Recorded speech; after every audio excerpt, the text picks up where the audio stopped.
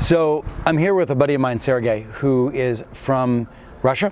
This is a guy who's been a very successful investor in many funds and with many individuals in the Russian market and around the world. But now he's shifted his energy to really focus on the longevity space. He's been a major investor in the longevity space. He is the founder of the X Prize on longevity. And this is an area you've really bit into. Now, other than the fact you've made all of your money possible, and now you decided to live longer, what actually made you decide that this is the pivot or the shift you're interested in? Was it the market, or was there something more personal? Well, I think, I reached to the point when money was not the primary motivator, right? And then I met you, I met Peter Diamandis, I met Tony, and I just made my moonshot. And my dream is affordable longevity, because if you look at longevity space today, there's perception that this exists for extremely rich guys. So I just want to make longevity as affordable and mass market as possible. So you're starting, in addition to the investments that you're making, your first investment is a media company, getting out to the world, an awakening and an understanding of longevity. I don't think anybody today believes what you and I believe, which is that we will live to 100 and be fit. But I don't know that the rest of the world believes that, and you want to bring that to them along with a pathway, right? So I think we start with aspiration. I want all of us to live 200 years in the body of 25 years old men or women. So then if you start with that, I think it's just easier to accept and understand the massive change that we are getting and we are living through in longevity space. Now you're about to come out with a book, and you and I have talked about that. You have no idea how to write a book. By the way, most people don't when they first start, which is fine. I didn't either.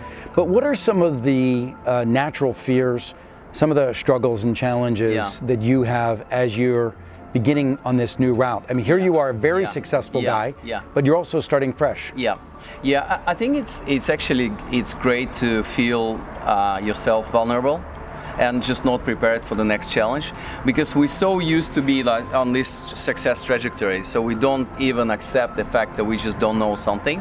I think the biggest fear was that if you compare yourself to guys like you, Peter, Tony, who's done a lot of successful books, you kind of think, well, I'm a different kind of guy. They know how to do it, and I don't know. And that's probably the biggest fear that I need to overcome down this road. Now, as you begin to build the business, are you building it virtually? Are you building it with an infrastructure? One of the things I've noticed about you, with somebody with all your money, you're still building something on a dime.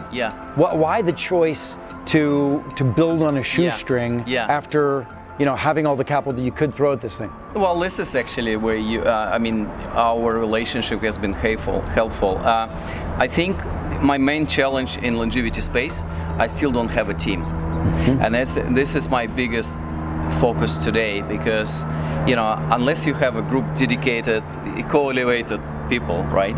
As you say, it's just very difficult to do it. So I hate when I need to do something with my own hands, because I think I can empower much bigger group of people, but I'm still struggling with getting the right people. What's stopping you from taking a risk and bringing on that first person? No, I have them, right? But it's always, it's just the idea that you're trying to find the people in completely unknown space. So you cannot really calibrate, if this lady or this guy is capable of doing it. So it's a lot of mistakes, you need to accept them. One of the suggestions I might have is to look at Peter's model, where he uses this group of moonshot young kids, right, who he takes under his wing, and he gives them extraordinary responsibility. What if you found just a raw superstar? I've seen you do this in your primary business. Why not find one of those and mold them and use them as your right hand? Some young entrepreneurial, strappy individual that wants to build this business with you. I think it's a great idea, and I took it from you and from Peter as well. So right now I have 3 guys who's joining me literally from 1st of February. And I'm going to try this model. Good. Well, when we're in, are any of them going to be in Dubai when we're there together? I'll bring 2 of them. Well, why don't we go out together while we're there, and let's get that group fundamentally committed to each other early, because that's so important. I mean, maybe one of the things you can recount a little bit is the shift in your own team, as I've been working with you in Russia with the investment business. What's been that shift, and what have you learned about that shift as you apply it to this business? Yeah, I think, you know, I used to work for many years in a paradigm like I'm the main guy and I know all the answers. So it felt very comfortable when I'm just given directions and orders and people comply with that. And the biggest change through our work was the sense of empowerment and independent thinking in the team. And literally I had like 12 hours flight yesterday to come here, and I was reviewing our strategic presentation for our next session in Dubai with you, and I was amazed at the quality of thinking and action planning that you know, my team brought. And it's because you let them do that. Yeah. They were always there. Yeah, I was right. I was but really, you were I was there. Really control freak. Well, saying, you know, I know everything. Yeah, I tell you, you listen, and you do it. It felt so efficient. Look, too many. Don't be too hard on yourself. Too many leaders are the mediocrity creators in their own organization by truly not letting those individuals flourish, which you've now begun to. I'm learning to do that every day. I mean, my natural inclination is to do exactly the same thing you do. So when I'm teaching you, I'm teaching myself.